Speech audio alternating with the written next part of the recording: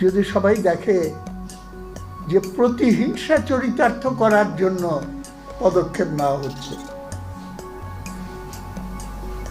তাহলে পরে আগুন দিয়ে আগুন নেভানো যায় না ভাই।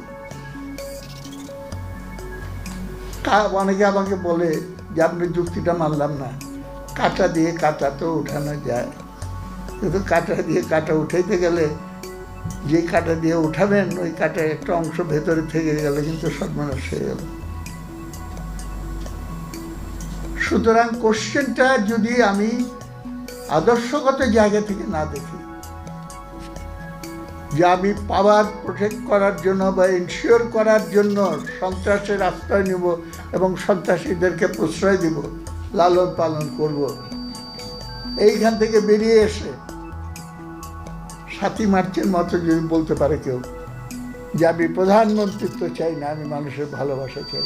আমি হাসিনাকে বলেছিলাম, আমাকে জিজ্ঞেস করলো কী বক্তৃতা দেবো, অনেক আগের কথা, এরশাদ বিরোধী আন্দোলনের সময়। আমি বলছে কিচ্ছু চিন্তা করেন না, আপনি এইটা চিন্তা করে বলেন।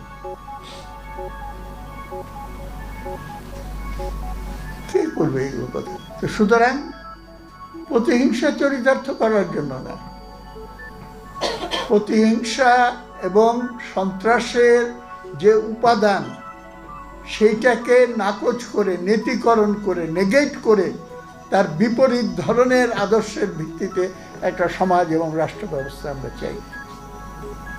আজকের মিটিংয়ের বিশেষ পটভূমিতে আমি এই চ্যালেঞ্জই এই অন্তর্বর্তী সরকারের সামনে দিতে চাই যে আপনি খালি প্রতিহিংসার জন্য আসছেন, নাকি দেশকে একটা অন্ধকার অবস্থা থেকে একটা আলোর অবস্থায় নিয়ে যাওয়ার জন্য অন্তর্বর্তীকালীন কাজগুলো সম্পন্ন করার জন্য আসছেন।